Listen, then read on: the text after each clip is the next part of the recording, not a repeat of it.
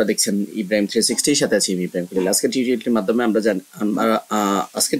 মাধ্যমে আমরা জানবো ক্লাস 8 এর ইংরেজি চ্যাপ্টার 7.3.1 যে অ্যাক্টিভিটিস আছে এটার অ্যানসার। চলো শুরু করা যাক। প্রথমে আমরা এখানে ইনস্ট্রাকশনটা দেখে নিব। এখানে বলছে যে let's read the story about how to use different verb tends to indicate different Times. বিভিন্ন আমরা এখানে জানবো যে কিভাবে ব্যবহার করতে হয় বিভিন্ন ধরনের টেন্স যেগুলা indicating time indicating. It will help you to use correct form of verb. Time indicating or অ্যাডভার্বিয়ালগুলা আমাদেরকে সঠিক ভার্বের ফর্মেট ব্যবহার করতে সহায়তা করবে। Expressing the specific time of actions in the sentence, যেটা যথার্থ অ্যাকশন ভার্বগুলা ব্যবহার করতে সহায়তা করবে বাক্যে। The pairs and groups check whether the form of verb Shauli has used in story. Shauli যে ভার্বগুলো ব্যবহার করেছে এগুলা সঠিক কিনা এটা আমরা চেক করব। এটা remember are correct. If those are not correct, write the correct one. প্রথমে আমরা একটু নোটটা পড়ে নিব। The use of correct form of verb. The Frusans is a curious boy who loves to learn different language. Frusans একজন কৌতূহলী বালক যে বিভিন্ন ধরনের ভাষা শিখতে পছন্দ করে। One day while reading a book how to use English language correctly, একদিন সে একটা বই পড়তেছিল যে ইংরেজি কিভাবে সঠিক ভাষা ব্যবহার করতে হয়। He lost himself in the book. সে ওই বইয়ের মধ্যে মগ্ন ছিল। Started his learning journey with his language teachers. সে শুরু করেছে পড়া উইথ হিজ ল্যাঙ্গুয়েজ টিচার, তার ল্যাঙ্গুয়েজ টিচারের সাথে। Talking parrots.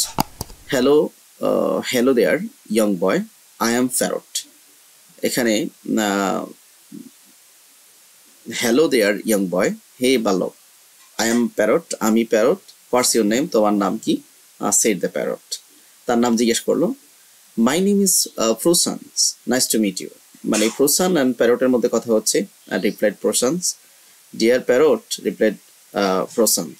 Call me Polly, আমাকে পলি ডাকো, প্রোসান said Polly. A lovely name, সুন্দর নাম। How fluent you speak English, তুমি কত সুন্দরভাবে, কত ফ্লুয়েন্ট ইংরেজিতে কথা বলো, অনর্গল ইংরেজিতে কথা বলো। Will you help me to speak English fluently and correctly. প্রসান বলতেছে যে তুমি কি আমাকে ইংরেজি সঠিকভাবে বলতে এবং সঠিকভাবে ব্যবহার করতে সহায়তা করবে। আই উড লাভ টু, আমি এটা পছন্দ করি। The first thing you need to know is subject, প্রথমে তোমাকে জানতে হবে subject and how subject agrees to verb, এবং সাবজেক্ট কিভাবে বাক্যে ভার্বের সাথে এগ্রি করে সেটা তোমাকে জানতে হবে। পলি বলছে হোয়াটস দ্যাট, প্রসান জিজ্ঞেস করতেছে সেটা আবার কি। Well, it means that the subject of the sentence and the verb must agree, number and tense. আমরা নিশ্চয় জানি যে একটা বাক্য করতে গেলে, সঠিক বাক্য লিখতে গেলে সাবজেক্টের সাথে ভার্বের একটা এগ্রিমেন্ট হয়, সেটা অবশ্যই নাম্বার এবং টেন্সের ভিত্তিতে। প্রোসান্স ভার্ব হ্যাভ ডিফারেন্ট ফর্মস। প্রোসান্স বলতেছে ভার্বের বিভিন্ন ফরম্যাট রয়েছে। প্রোসান্স ভার্বের বিভিন্ন ফরম্যাট রয়েছে। and that indicate different time of actions, যেটা বিভিন্ন টাইম অফ অ্যাকশনসকে নির্দেশ করে। let us learn more of the verb uses in relations to expresses. পলি বলতেছে যে চলো আমরা সেই এক্সপ্রেশনগুলো, টাইম এক্সপ্রেশনগুলো দেখে নেই। পলি showed the following table that include the example of the three simple tense. যেখানে তিনটা টেন্স ছিল ক্যাটাগরি ওয়াইজ, সেই টেবিলটা তিনি দেখিয়েছেন। Continuous tense, perfect tense, perfect continuous tense along with time adverbial for its tense. তো যে টেবিলটা দেখিয়েছিল পলি প্রশান্তকে, আমরা সেটা এখন দেখব। তো আমরা জানি যে সিম্পল প্রেজেন্ট টেন্স, যেটাকে আমরা প্রেজেন্ট টেন্স হিসেবে চিনি, এটার স্ট্রাকচার হচ্ছে সাবজেক্ট ভার্ব, ভার্বের প্রেজেন্ট ফর্ম। এখন বাক্যে অবজেক্টটা থাকা, সাবজেক্ট অবজেক্ট থাকা শর্ত না, বা অনেক সময় শুধুমাত্র ভার্ব এবং অবজেক্ট দিয়ে বাক্য হয়, কখনো কখনো সাবজেক্ট আর ভার্ব দিয়ে বাক্য হয়। সো আমাদের মূল ফোকাস থাকবে প্রেজেন্ট ফর্ম থাকবে। সিম্পল প্রেজেন্টে প্রেজেন্ট ফর্ম থাকবে সাবজেক্টের সাথে প্রেজেন্ট ফর্ম। আর প্রেজেন্ট ফর্ম আমরা কোথায় ব্যবহার করব? যেখানে অলওয়েজ থাকবে, ওফেন থাকবে, সামটাইমস থাকবে, রেয়ারলি থাকবে, রেগুলার থাকবে। আমরা এক্সাম্পল সেন্টেন্স দিতে পারি, I regularly brush my hair. এখানে কিন্তু কখনো ব্রাশিং, ব্রাশড, উইল ব্রাশ এগুলা লেখা সম্ভব না। কেন? কারণ রেগুলারলি কথাটা আছে, সো এটা present simple. Present continuous tense সেটার স্ট্রাকচারটা কি? সাবজেক্টের সাথে এমিজার হবে, ভার্বের সাথে আইএনজি হবে। যেমন কোথায় আমরা এগুলা ব্যবহার করব? Now, at this moment, at present, এই কথাগুলো থাকলে, এই টাইম অ্যাডভার্বিয়াল গুলো থাকলে প্রেজেন্ট কন্টিনিউয়াস টেন্স হবে। আই এম টকিং, এখানে I was talking, I have talked বা এই ধরনের কোনো কিছু লেখার সম্ভাবনা বা যুক্তিযুক্ত নেই।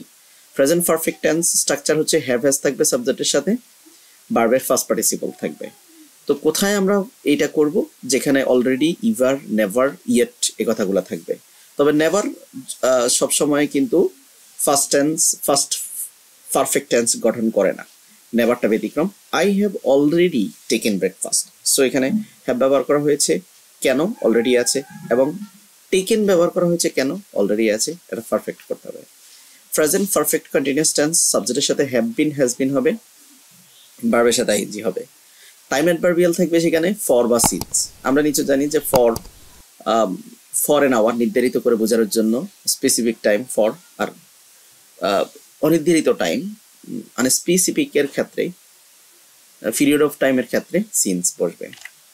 আচ্ছা, এই পর্যায়ে সিম্পল ফাস্ট। সিম্পল ফাস্টের স্ট্রাকচার কি? সাবজেক্ট প্লাস ভার্বের ফার্স্ট ফর্ম। যেমন কোথায় আমরা অ্যাডভার্বিয়াল কি ব্যবহার করবো? Yesterday, last, last night, 2 years ago, এই ধরনের কথাগুলো যখন যেখানে থাকবে সেটা ফার্স্ট সিম্পল হবে। যেমন I wrote a story yesterday, এখানে রোট ব্যবহার করা হয়েছে কেন? ইয়েস্টারডে কথাটা আছে।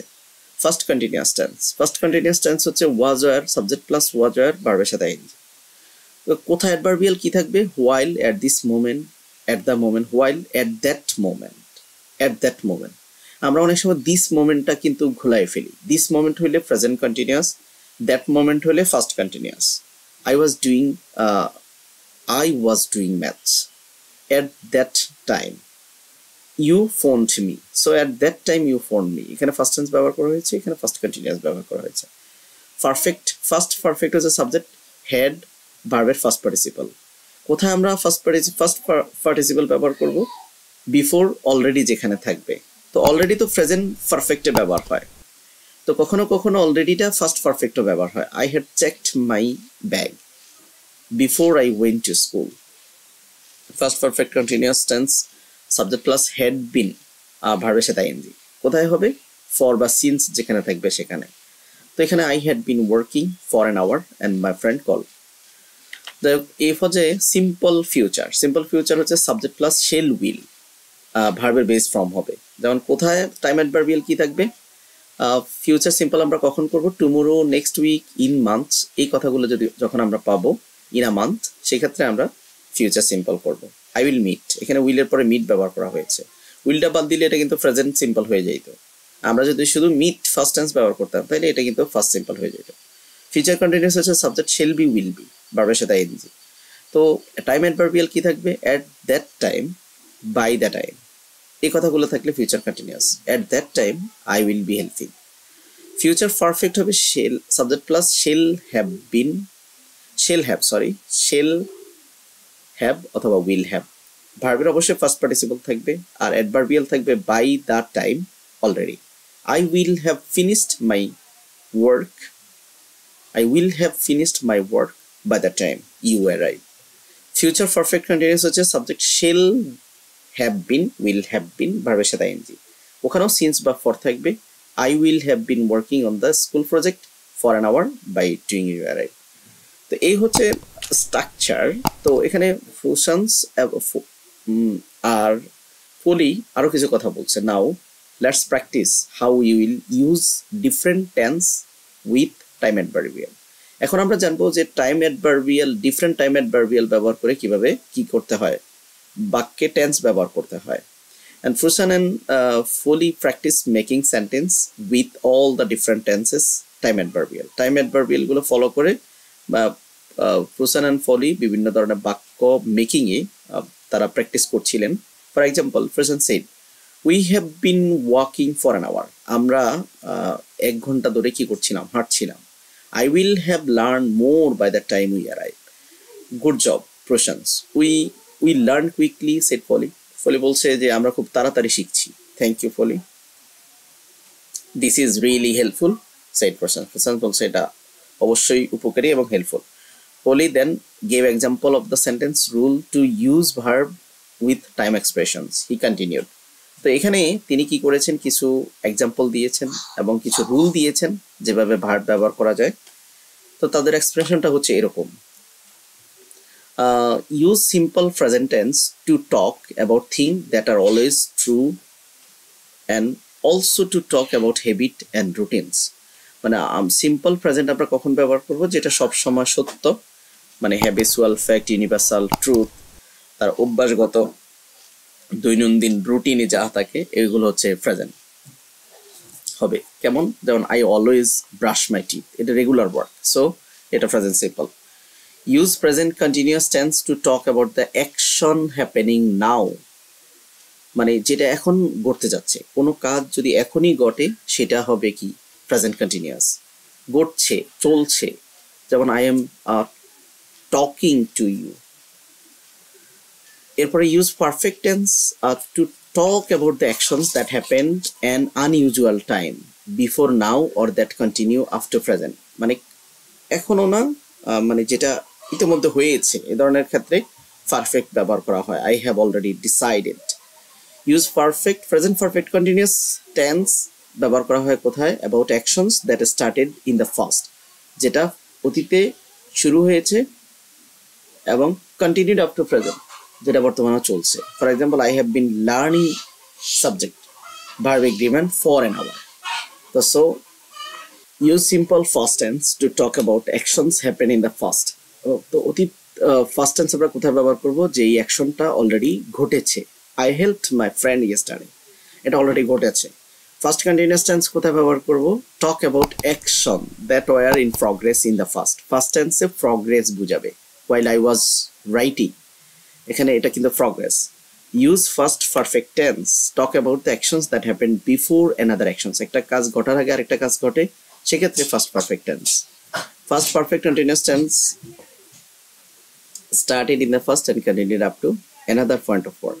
So একটা কাজ ফার্স্ট পারফেক্ট কন্টিনিউয়াস আমরা সেখানে ব্যবহার করব যেটা, যেই কাজটা স্টার্টেড ইন দ্য ফার্স্ট, অতীতে শুরু হয়েছে, and continued up to another work in, আরেকটা অতীতের কাজ শুরু হচ্ছে। I had been walking for an hour when I meet my friend, আরেকটা কাজ শুরু হওয়ার আগে একটা কাজ, একটা কাজ শুরু হওয়ার আগে আরেকটা কাজ কি হচ্ছে, মানে দুটো কাজ একসাথে অতীত বুঝাবে, কিন্তু একটা ফার্স্ট পারফেক্ট হবে, একটা ফার্স্ট ইনডিফিনিট হবে, ফার্স্ট পারফেক্ট কন্টিনিউয়াস হবে। Future simple talk about the actions that will happen in future, ভবিষ্যতে যেটা বুঝাবে সেটাই হচ্ছে, যেমন will work tomorrow. Use future continuous tense to talk about the actions that will be progress in the future, at the time I will be helping in them. Future continuous হচ্ছে ভবিষ্যতে progress বুঝাবে। Future perfect tense will be completed before certain point of future, ভবিষ্যতে কোনো কাজ হবে মানে নিশ্চিত, এক্ষেত্রে I will have finished my study. Future perfect continuous tense হচ্ছে talk about the actions that will happen in progress, ভবিষ্যতে একটা কাজ ঘটতে থাকবে, সেক্ষেত্রে ফিউচার পারফেক্ট। তো এই ছিল আজকের আয়োজন। পরবর্তী কন্টেন্ট 7.3.2 দেখার আমন্ত্রণ জানিয়ে আজকে এখানে শেষ করছি। আল্লাহ হাফেজ।